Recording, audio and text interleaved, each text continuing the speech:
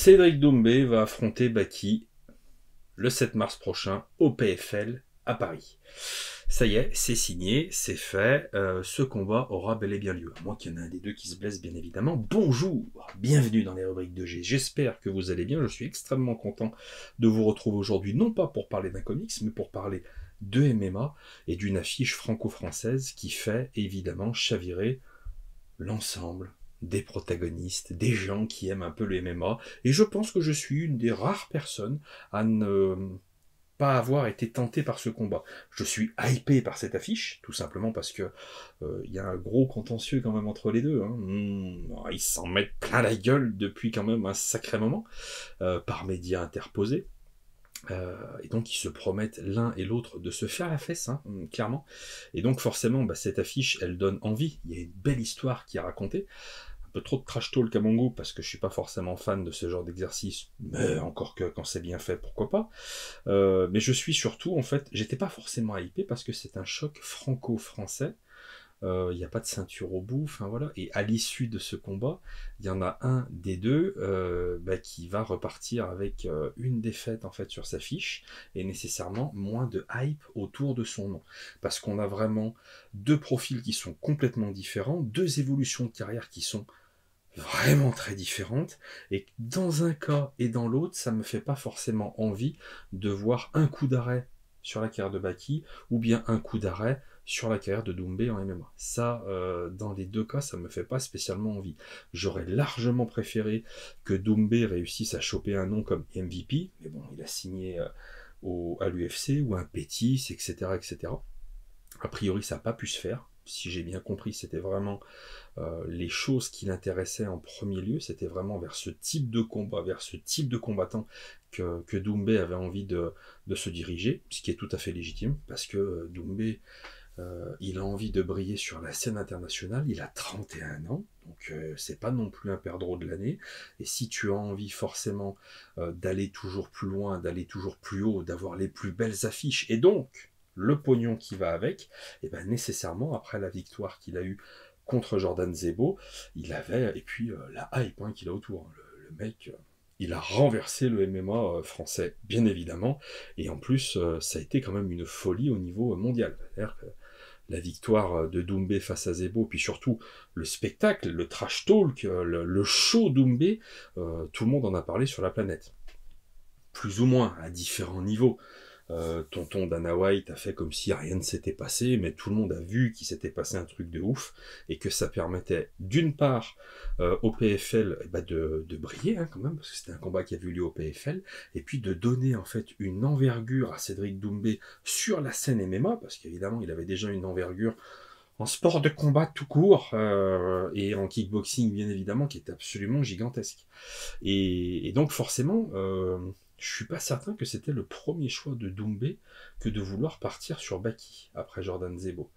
Il a certainement essayé d'arranger un autre combat, un combat donc comme je vous disais avec un Pétis ou un MVP, ça a certainement pas pu se faire avec eux ou avec d'autres, et donc forcément on se rabat vers le combat qui fait le plus de sens pour nous en France et qui est peut-être le moins risqué pour Doumbé, mais ça on va y revenir après.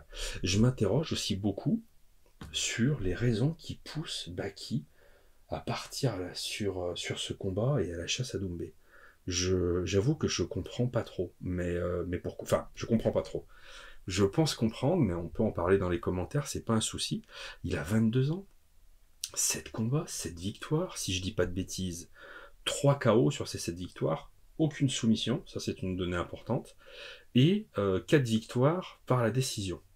Donc on n'est pas non plus sur un gigantesque puncher, on n'est pas sur un gigantesque finisher, on est sur un jeune combattant français extrêmement bon, qui avance petit à petit, voilà, qui a rencontré différents combattants. Il y a eu 2 fois, il a rencontré des combattants invaincus, mais tout de suite après leur défaite face à Baki, ils ont enchaîné pour l'un une autre défaite et pour l'autre 2 défaites consécutives. Donc on est voilà, il a rencontré là le dernier combat qu'il a fait. qui a réellement eu lieu, parce que la dernière fois il avait loupé la pesée, c'était contre un mec qui était bardé de victoires, mais aussi bardé de défaites, mais qui avait 38 ans, si je dis pas de bêtises, donc qui affichait une grosse expérience. C'est le genre de combats qui sont très intéressants en fait pour des jeunes combattants, notamment pour gagner en expérience, parce que tu vas te friter face à un mec qui est peut-être pas super dangereux, mais qui va avoir du vice, qui va avoir du métier, qui va donc te poser d'autres problèmes. Tu vas apprendre beaucoup de choses pendant ce genre de combat. Et donc on avait un Baki qui était sur une construction de carrière vraiment intelligente. Et là, avec un combat contre Doumbé, j'ai vraiment l'impression que c'est un all-in, c'est un tout ou rien. C'est-à-dire que s'il gagne, forcément, il va être à 8 combats, 8 victoires, parfait pour Baki. Euh, Évidemment, ça va l'afficher sur la scène internationale parce qu'il sera celui qui a battu Cédric Doumbé. Donc forcément, tous les regards vont se tourner vers lui et ça peut potentiellement lui favoriser une entrée à l'UFC. Je sais pas le contrat qu'il va avoir au PFL, si c'est juste pour un combat ou s'il signe pour plusieurs combats, mais en tout cas, ça peut vraiment lui permettre de passer une étape supplémentaire, bien évidemment, mais surtout de gagner en popularité beaucoup plus rapidement. Est-ce que c'est vraiment un choix intelligent pour Baki? Financièrement, j'en doute pas. S'il est sûr de lui, s'il est sûr de le battre, on n'en est jamais sûr bien évidemment, mais s'il estime qu'il a vraiment toutes les qualités pour battre Doumbé, il a raison de vouloir tenter le coup. Maintenant, moi je trouve que c'est si réellement on a affaire à une petite pépite du MMA français qui peut aller chercher à un moment donné, dans 4-5 ans, une ceinture à l'UFC, ce genre de combat face à Doumbé, c'est extrêmement casse-gueule. Parce qu'en imaginant qu'il perde, imagine il prend un KO pareil, première, deuxième reprise, enfin tu vois, peu importe. Derrière, déjà d'une part psychologiquement, il va falloir revenir. Et en plus, derrière, vous avez quand même toute la communauté nationale qui nécessairement vous regarde en tu avais beaucoup parlé pour Doumbé et puis tu as pris une raclée. C'est pas forcément facile hein, d'en revenir. Et puis d'un autre côté, pour Doumbé, c'est un peu la même chose. C'est-à-dire que si Doumbé il perd face à Baki, ses espoirs de grosse carrière internationale, de gros noms, de machin, t'auras perdu face à un prospect de 22 ans, un espoir en devenir. Enfin, c'est un match-up en fait qui est super compliqué pour l'un et pour l'autre. Maintenant, pour nous, Français, évidemment, le spectacle va être, je pense, au rendez-vous. L'affiche fait extrêmement envie, mais reconnaissons que sur un point de vue vraiment franco-français, il aurait été beaucoup plus intelligent pour nous, en fait, d'avoir deux champions qui continuent à évoluer chacun de leur côté pour essayer tous les deux de gravir les différents échelons sans forcément avoir à se rencontrer tout de suite, quitte à se rencontrer peut-être un petit peu plus tard. Là, je trouve que c'est un petit peu tôt. Bref, en tout cas, c'est mon avis. Quelles sont à mon sens, les clés de ce combat? Sur quoi va pouvoir compter Baki pour l'emporter face à Doumbé? Il y a un truc que je sais pas. Est-ce que ce sera en 5 rounds de 5 minutes? Ça peut être une donnée qui est extrêmement importante. On n'aborde pas les matchs de la même manière quand tu as 3 rounds de 5 minutes et 5 rounds de 5 minutes. Quand on est sur des matchs, des main events ou des matchs de championnat en 5x5, le match ne s'aborde pas de la même manière et ça peut peut-être être profitable pour Baki. Il a que 22 ans. Donc techniquement, face à Doumbé qui a 31 ans, c'est peut-être lui qui a potentiellement le meilleur cardio, qui aura la meilleure caisse et qui peut peut-être arriver dans les rounds 4 et 5 à finir de malmener Cédric Doumbé. En même temps, je vous dis ça, j'y crois très moyennement parce que Doumbé, il est peut-être plus vieux que Baki, mais il a que 31 ans. Il est loin d'être pourri, il est loin d'être usé, et de ce que j'ai pu voir dans ses différents entraînements, il a quand même l'air d'avoir un cardio, mon cochon, qui est quand même vraiment costaud. Donc, le fait qu'il soit jeune et qu'il ait potentiellement un gros cardio face à Doumbé, c'est une donnée, mais c'est vraiment pas du tout une assurance de pouvoir l'emporter face à Doumbé. On l'attend sur quoi? Baki, on sait qu'il est très bon en lutte, et il y a toujours cette question qui demeure après 5 combats, 5 victoires, 5 KO de Doumbé. Qu'est-ce qu'il vaut au sol, Cédric Doumbé? On aimerait bien répondre à cette question, on n'en sait strictement rien, parce que pour l'instant, sur ces 5 combats, eh ben, il n'y en a pas vraiment un qui a réussi à l'emmener en eau profonde, à le faire chier au sol, à le foutre sur son dos, enfin, il y en a bien qui ont un petit peu essayé, mais enfin, ils ont pris rapidement des KO.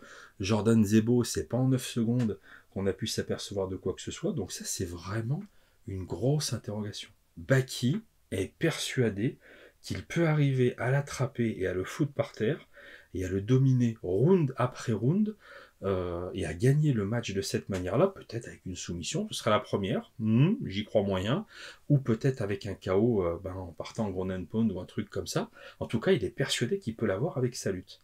Et c'est une grosse interrogation. Je suis à peu près certain que Doumbé ne s'est pas transformé en Dagestanais, qu'on soit bien d'accord. C'est un striker, c'est un mec du pied-point, mais il a pu, au fur et à mesure du temps, au fur et à mesure des entraînements, gagner en expérience, gagner en technique, pour notamment éviter de se retrouver sur le dos, en travaillant les sprawls, etc., etc., et puis aussi en essayant, si tu te retrouves sur le dos, d'avoir relativement une bonne défense, en réussissant à peut-être rejoindre la cage, à te relever. Il a dû travailler et retravailler toutes ces phases de combat, j'en doute pas. Maintenant, quelles sont ses qualités au sol? C'est une grosse inconnue. Lui, clairement, il nous dit qu'il est très très bon au sol. On l'a pas vu. Et à un moment donné, en sport de combat, on est obligé de croire simplement ce qu'on voit.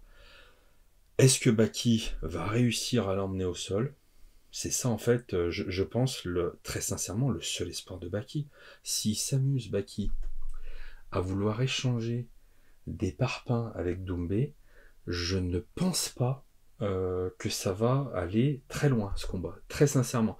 Je ne suis pas persuadé que ça fasse 9 secondes comme Zebo, encore que, mais vouloir échanger des coups de poing debout en étant Baki face à Doumbé, ce serait du suicide. À mon sens, hein, à mon sens. Je peux tout à fait me tromper, mais il a absolument pas, selon moi, les armes pour embêter Doumbé debout.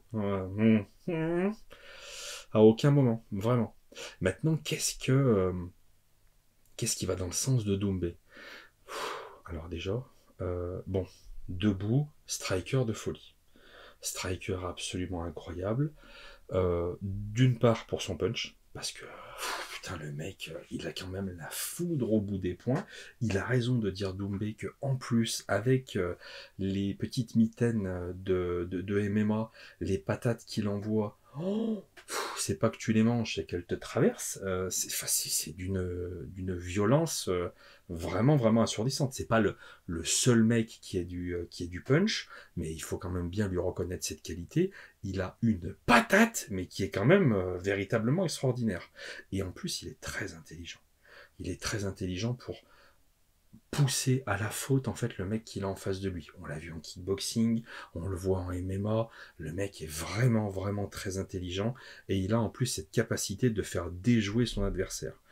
Donc vraiment, je pense que c'est le truc évidemment principal sur lequel il va jouer, son punch, éviter d'être emmené au sol, taper des sprawls, etc. Et à la moindre occasion, marbrer la gueule à Baki. Et je ne pense pas que Baki puisse faire quoi que ce soit contre lui debout.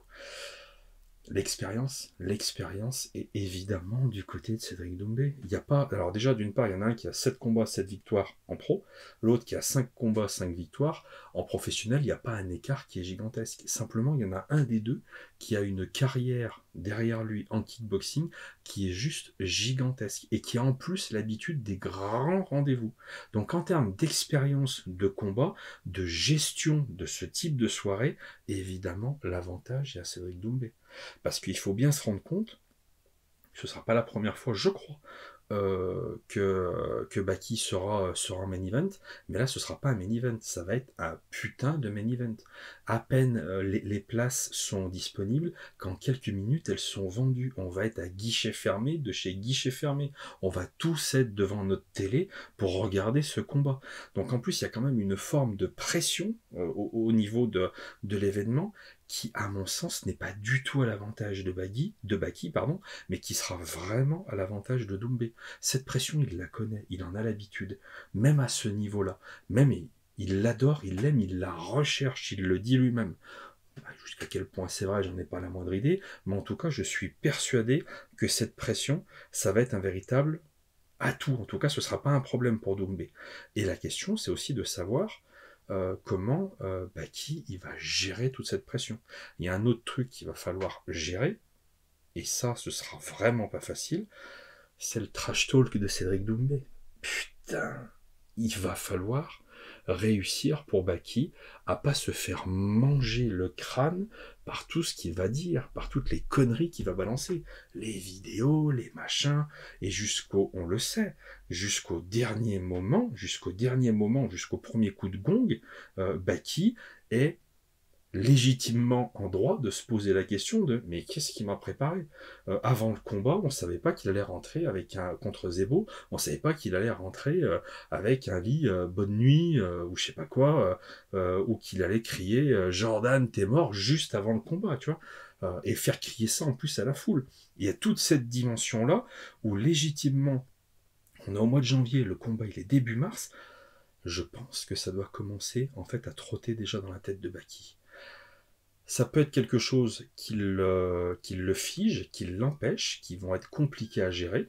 Si c'est le cas, il va falloir peut-être passer les premières minutes du combat, etc. Enfin, de toute façon, c'est une donnée dont on ne peut pas mesurer en fait à notre place, à notre niveau, l'impact que ça peut avoir sur un combattant.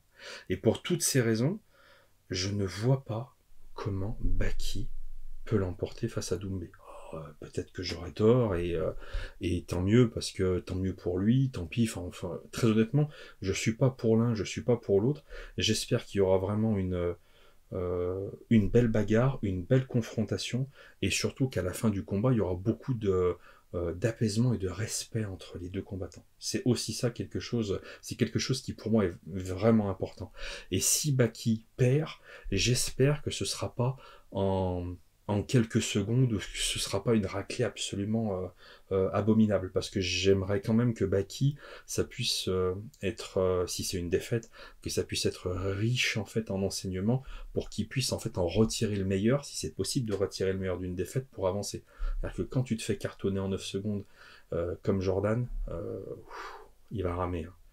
Le retour de Jordan Zebo, il va être très très difficile. Donc j'espère que on aura un très très beau combat, qu'il y aura quelque chose de vraiment vraiment sympathique à suivre, que le trash talk restera viril mais correct, mais ça je pense qu'avec Doumbé c'est vraiment costaud, mais c'est toujours correct d'une certaine manière, enfin de toutes les manières, enfin c'est un de ces abuseurs, enfin si le mec fait des trucs quand même de ouf, et je sais que du moment où on a eu cette annonce en fait pour le combat jusqu'au premier coup de cloche du premier round, il va falloir bien ouvrir les yeux parce qu'à mon avis ils vont nous envoyer des choses extrêmement intéressantes en termes de trash talk. Quoi qu'il arrive, c'est un combat qui va être très intéressant et que j'ai hâte de suivre. N'hésitez pas à me dire dans les commentaires, selon vous, qui va l'emporter entre Baki et Doumbé, et puis surtout pourquoi. On en discutera dans les commentaires. Merci de m'avoir écouté, et je vous dis à très bientôt dans la rubrique de G. Salut.